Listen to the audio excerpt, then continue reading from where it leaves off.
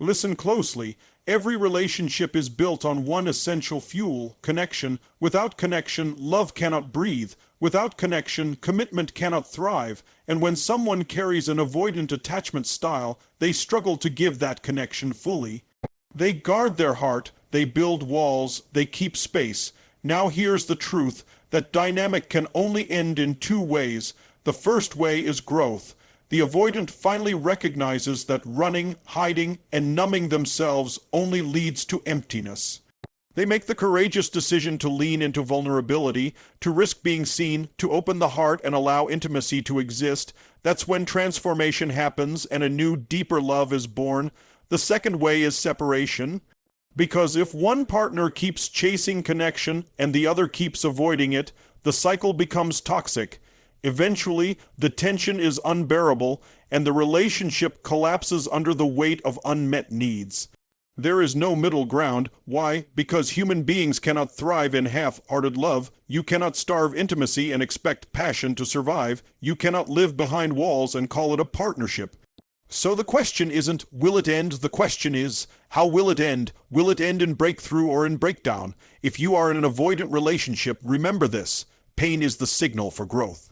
Either that relationship evolves or it dissolves, but either way you grow, and the ultimate truth: love demands courage, the courage to be vulnerable, to be present, and to break the cycle of avoidance.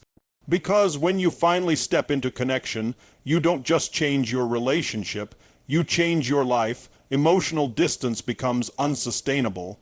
At the beginning of a relationship, it may feel manageable or even comfortable when one partner prefers space, independence, and emotional boundaries. The avoidant partner may frame this as strength, as stability, as being not too needy. In those early days, the other partner may tolerate the lack of closeness because the excitement of new love fills the gaps, but over time, what once felt tolerable turns into tension, frustration, and pain. Human beings are wired for connection. We are designed to share our inner worlds, to be seen, heard, and understood. When that essential need for closeness is withheld, even unintentionally, it creates a vacuum. That vacuum doesn't stay empty. It pulls in doubt, resentment, and insecurity. Imagine one partner constantly reaching for intimacy, for deeper conversations, for quality time, for reassurance. Each time, the avoidant partner retreats just enough to keep their comfort intact. They don't vanish, but they don't fully engage either. This pattern begins as subtle, but becomes glaring with repetition. The partner who longs for closeness starts to question themselves. Am I too much? Am I asking for something unreasonable? Should I lower my expectations? The irony is that the very essence of a healthy relation, ship-openness, vulnerability, and responsiveness, is what the avoidant feels compelled to withhold. Emotional distance works like a slow leak in a tire. At first, you don't notice it. The car drives fine, but mile after mile, the pressure drops until eventually the tire is flat and the journey cannot continue. The relationship becomes heavy, sluggish, and stuck. What was once excitement now feels like exhaustion. Emotional starvation sets in, and no amount of patience can fully compensate for the lack of intimacy. One partner lives in quiet longing, while the avoidant lives in quiet fear of engulfment. Neither state is sustainable. This unsustainability often shows itself in conflict. Small issues ignite into big arguments, not because of the surface problem, but because of the underlying disconnection. When someone feels emotionally distant, even a delayed text, a forgotten gesture, or a canceled plan can feel like rejection. The avoidant partner often doesn't understand why the other seems so upset over little things, not realizing that the frustration comes from years of accumulated unmet needs. Emotional distance magnifies every gap, every silence, every withdrawal. Eventually, the weight of the distance forces a choice. The avoidant partner must either lean into growth, learning how to show up, how to share, how to embrace vulnerability, or the relationship breaks under the pressure. That's why it's unsustainable. You cannot endlessly stretch the human need for closeness without something snapping. The partner craving intimacy can only silence their needs for so long before the cost becomes unbearable. They either explode with resentment, detach emotionally, or finally walk away. What makes this so powerful to understand is that emotional distance doesn't just fade away with time. It compounds like interest on a debt. It grows heavier every day it's ignored. And when you reach that breaking point, it doesn't matter how much love was there in the beginning. The foundation cannot hold without connection. In the end, emotional distance guarantees that the relationship will reach a crossroads. The couple will either confront it directly, creating a breakthrough where the avoidant learns to connect, or they will drift so far apart that separation is inevitable. No amount of distraction, busyness, or temporary affection can change the fact that emotional starvation always demands resolution. That's why emotional distance is not just uncomfortable, it is unsustainable. It guarantees movement one way or the other. One partner craves connection. This truth becomes the central tension in avoidant relationships. Human beings are wired to bond, to attach, to share their lives with another person in a way that feels secure and fulfilling. For someone with an avoidant attachment style, this very need for closeness feels overwhelming, even threatening. So while one partner longs for intimacy, reassurance, and emotional presence, the avoidant instinctively resists. This creates a fundamental mismatch. One person feels like they are starving for connection, while the other feels like they are drowning if they give too much of it. Over time, this mismatch breeds conflict, confusion, and deep emotional pain. The partner who craves connection often begins by expressing their needs gently. They ask for more time together, for more honesty, for more openness. At first, the avoidant may comply slightly, but the moment they sense too much closeness, their defenses rise. They may withdraw emotionally, become dismissive, or distract themselves with work, hobbies, or even other people. To the partner craving closeness, this feels like rejection. The more they sense withdrawal, the louder their requests become. And the louder the requests, the faster the avoidant retreats. This cycle can spiral for months or years, with each partner reinforcing the other's deepest fears. One feels abandoned and unloved, while the other feels suffocated and unworthy of space. The person craving connection doesn't do so out of weakness. Their need is not excessive, it's human. To feel secure in a relationship, we must know that our partner is emotionally available. We must know that when we reach out, someone will be there to catch us. Without that reassurance, doubt eats away at the bond. The problem is, avoidants often interpret these needs as clinginess or dependency, failing to realize that what's being asked for is not unreasonable but essential. Imagine standing in a relationship where every time you reach out, the ground shifts beneath you.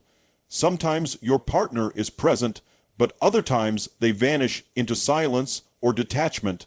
That inconsistency becomes torment. The one craving connection begins to question their own worth, wondering if they are asking for too much, when in reality, they are simply asking for the very thing relationships are built upon, closeness. This longing, when continuously unmet, turns into desperation or numbness. Desperation looks like pleading, constant texting, constant reassurance, seeking. Numbness looks like shutting down emotionally, giving up, and living in quiet loneliness inside the relationship. Both outcomes are devastating. The avoidant, meanwhile, may not even realize the extent of the damage. They may believe that their independence is a strength, that their ability to stay detached is proof of self-control.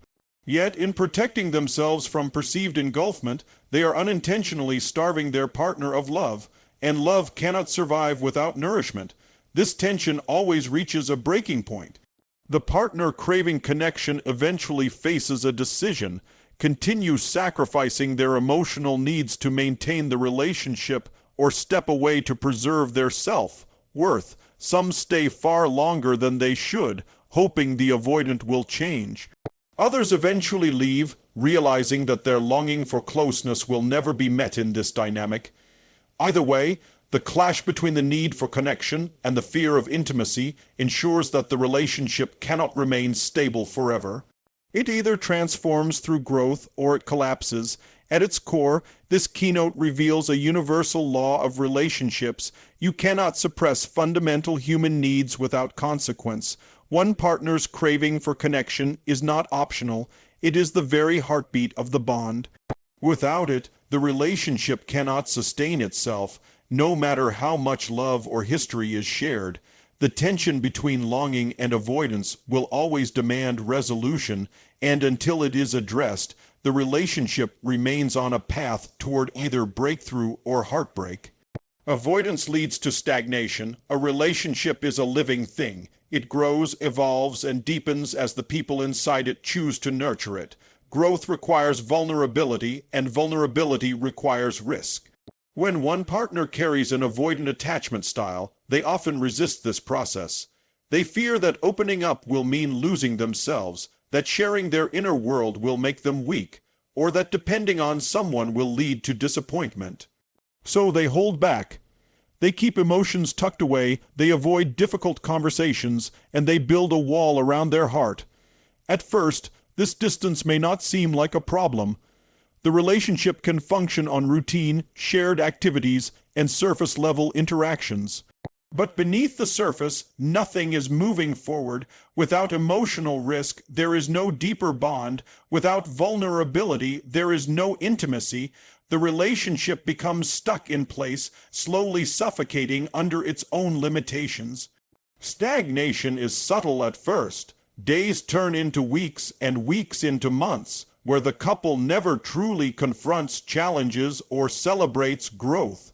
Conversations remain practical, revolving around schedules, logistics, or daily routines, but rarely touching the deeper layers of hopes, fears, dreams, and wounds. The avoidant partner may even believe this is stability.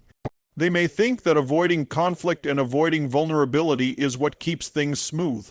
But smooth is not the same as alive. Smooth is not the same as passionate. Smooth eventually becomes empty. For the other partner, the effects of stagnation are painful. They may feel like they are investing energy into soil that never yields fruit. They long for closeness, yet every attempt to deepen the bond is met with silence, withdrawal, or discomfort. They may try harder, asking more questions, planning more time together, or seeking reassurance in different ways, only to be met with the same emotional wall. That effort, when met with little response, eventually turns into frustration, sadness, or hopelessness. What was once a vibrant connection begins to feel like two people living parallel lives instead of sharing one. Growth in relationships often comes through challenges, through opening up about insecurities, resolving conflicts, and sharing dreams for the future. But an avoidant partner tends to sidestep these challenges, mistaking avoidance for peace. The reality is, what they are doing is pressing pause on the relationship. And while pause may feel safe in the moment, no relationship can survive in a permanent state of pause. Stagnation robs the partnership of its future. It prevents the building of trust, the creation of shared vision, and the development of true emotional intimacy. Over time, what remains is not a relationship full of love and energy, but one that feels more like a hollow shell, functional, but not fulfilling. The danger of stagnation is that it slowly erodes the spirit of the relationship. Unlike explosive conflict, which is visible and undeniable, stagnation is quiet. It creeps in unnoticed, draining life little by little until one day the couple looks at each other and realizes there is nothing left to fight for. The partner who craves intimacy feels abandoned even while physically present, and the avoidant partner continues convincing themselves that keeping distance is safety, not realizing they have destroyed the very foundation of the bond. In the end, avoidance cannot sustain love because love requires movement. Love requires two people leaning into discomfort, growing together, and choosing to face challenges side by side. When avoidance takes the driver's seat, the relationship does not progress, it withers. Stagnation ensures that without change, the connection eventually collapses under the weight of what never happened, the risks never taken, the truths never spoken, and the intimacy never shared. Avoidance doesn't just freeze the relationship, it slowly kills it. The cycle of pursue and withdraw becomes the invisible pattern that defines avoidant relationships. one partner senses disconnection and instinctively moves closer, trying to repair the gap with affection, communication, or reassurance. The other partner, wired with avoidance, feels that closeness as pressure, as suffocation, and instinctively pulls away to regain a sense of safety. This push and pull dynamic may seem minor in the beginning, but repeated over time, it becomes exhausting, predictable, and destructive. What makes this cycle so powerful is that it traps both partners in roles they never intended to play.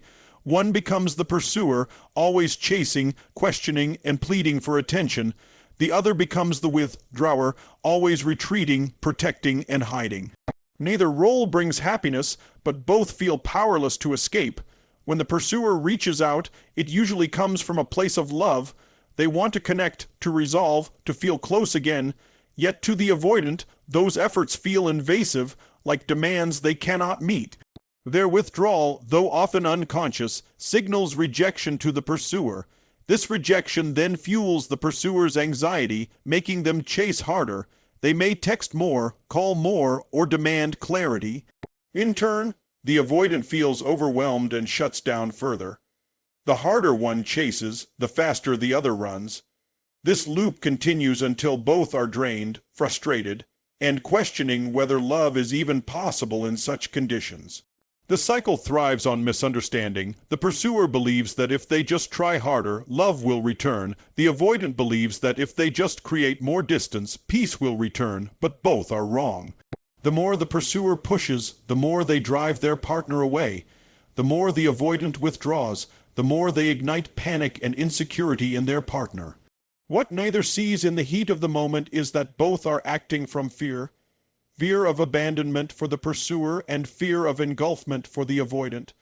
Fear runs the show, not love, and fear always creates distance. Living inside this cycle is emotionally draining. The pursuer begins to lose self-worth, internalizing the rejection as proof that they are unlovable or too much. They may feel shame for needing closeness or resentment for constantly being pushed away. The avoidant, on the other hand, begins to feel trapped, suffocated, and blamed for every problem. They may believe they are failing as a partner, which deepens their instinct to retreat. What results is two people reinforcing each other's deepest wounds, even though both entered the relationship hoping for love, safety, and fulfillment. Over time, the pursue-withdraw cycle creates cracks in the relationship that are difficult to repair. Every conflict, no matter how small, triggers the same dynamic. Arguments stop being about the issue at hand and instead become about closeness versus distance, connection versus space. The couple becomes stuck, replaying the same script with different details. This repetition erodes hope. The pursuer may eventually stop trying, shutting down emotionally to protect themselves. The avoidant may grow colder, more detached, convincing themselves that independence is better than intimacy. By the time both reach this stage, the relationship feels less like a partnership and more like a battlefield where no one wins. The tragedy of the pursue-withdraw cycle is that it is often invisible to those living in it. Both partners see only their own pain, unaware that the pattern itself is the real enemy. Without awareness and change, the cycle continues until the bond breaks. That is why so many avoidant relationships cannot sustain themselves. The dance of chase and retreat never creates balance, it only deepens division.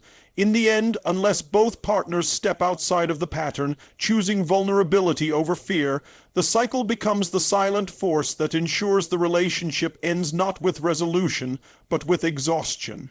Two outcomes always emerge when an avoidant relationship runs its course, and this inevitability is what makes it so important to understand.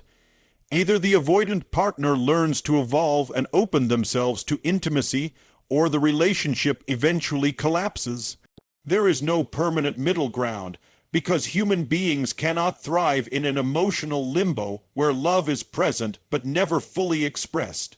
For a while, the relationship may survive on surface-level connection, shared routines, or temporary compromises, but deep down both partners know that something essential is missing. Love cannot survive in half measures. It either grows into something real or it withers into emptiness. The first possible outcome is growth. In some cases, the avoidant partner becomes aware of their patterns, recognizing how their instinct to withdraw is not protecting the relationship but slowly destroying it. Through self-reflection, therapy, or the pressure of nearly losing their partner, they begin to understand that vulnerability is not weakness, but strength. They make small but powerful changes, opening up about their feelings, staying present during difficult conversations, offering reassurance instead of silence. These steps may feel uncomfortable at first, but they create a new rhythm in the relationship. The pursuer no longer feels like they are shouting into a void, and the avoidant begins to experience the safety and fulfillment that comes from true intimacy.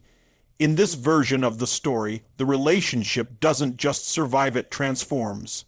It becomes healthier, deeper, and far more resilient than before because both partners chose growth over fear. The second possible outcome is collapse. When the avoidant partner refuses or is unable to change, the cycle of distance and pursuit continues until one person can no longer bear it. The partner craving closeness eventually reaches a breaking point, realizing that their needs will never be met in this dynamic. They may leave abruptly, drained by years of chasing connection, or they may slowly detach until the relationship is a shell of what it once was. On the other side, the avoidant may rationalize the breakup as proof that relationships are unsafe, reinforcing their belief that closeness always leads to pain. Both walk away carrying wounds, but in different forms. One feels abandoned, and the other feels justified in their fear of intimacy. What makes these two outcomes the only real possibilities is the nature of love itself. Love is not static. It is either moving forward or sliding backward. When avoidance dominates, love cannot move forward unless it is confronted and transformed. If it isn't, the natural decline of unmet needs and emotional starvation guarantees that the relationship will eventually end. The illusion that you can just keep things the way they are is temporary, because one partner will always want more while the other resists giving it. That tension builds like pressure inside a sealed container. Eventually it must release, either through breakthrough or breakdown. Understanding this reality is liberating because it strips away false hope. You cannot wait forever for a relationship to change without action. You cannot survive indefinitely on partial love. If the avoidant partner chooses growth, the relationship can become extraordinary because it is forged through the hard work of breaking old patterns. But if they refuse, the collapse is not a failure. It is a necessary ending that frees both people to seek the love and connection they deserve. Two outcomes and only two: evolution or dissolution. Anything else is just postponing the inevitable. Choice is inevitable in every avoidant relationship, no matter how much time passes or how many temporary fixes are applied. There always comes a point where a decision must be made. The dynamic of closeness and distance cannot remain in limbo forever, because human beings are not built to thrive in uncertainty. Love is either growing or it is fading, and avoidance ensures that the relationship is constantly teetering on that edge. One partner will eventually feel the weight of unmet needs so deeply that they cannot stay silent anymore. The avoidant partner, too, will feel the tension of being asked for more than they are comfortable giving. That clash forces a choice, and the relationship stands at a crossroads that cannot be avoided. The choice is not simply about staying together or breaking apart. It is about breaking through or breaking down. The avoidant partner must decide if they are willing to face their fears, dismantle their walls, and step into vulnerability, even though it feels uncomfortable and risky. The other partner must decide if they are willing to continue waiting and hoping, or if their own emotional well-being requires them to step away. Both decisions are profound because they determine not only the future of the relationship, but also the personal growth of each individual involved. To avoid making the choice is, in reality, to let the relationship collapse by default. Silence, withdrawal, or pretending things are fine is still a choice to let fear, not love, dictate the outcome. For the avoidant partner, the choice is a test of courage. Vulnerability feels like danger to them, but in truth, it is the only doorway to the intimacy they secretly crave. Choosing to remain behind walls may feel safer in the moment, but it guarantees loneliness in the long run. To open up, on the other hand, may feel terrifying, but it gives the relationship a chance to flourish in ways they never imagined possible. For the partner seeking connection, the choice is equally difficult.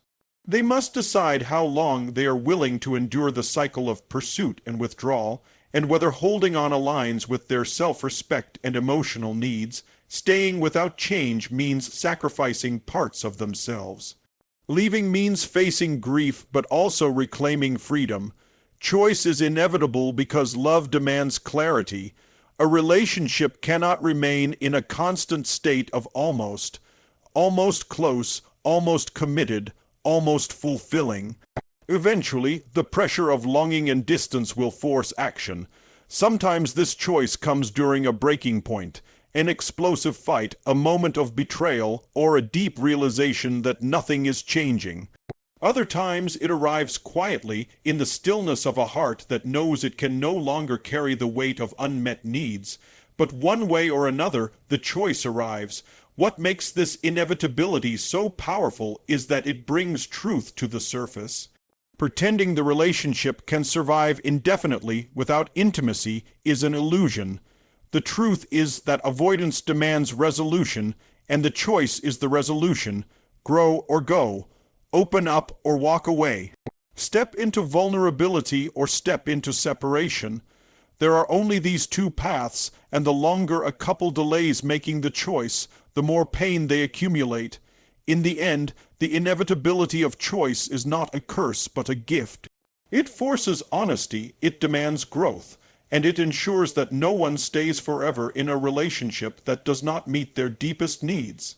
Whether the relationship evolves into something stronger or dissolves to make space for something new, the choice frees both people from the paralysis of uncertainty. And that is why every avoidant relationship, no matter how complicated, always comes down to the same truth. The walls will either fall or the bond will. One way or another, a choice will be made.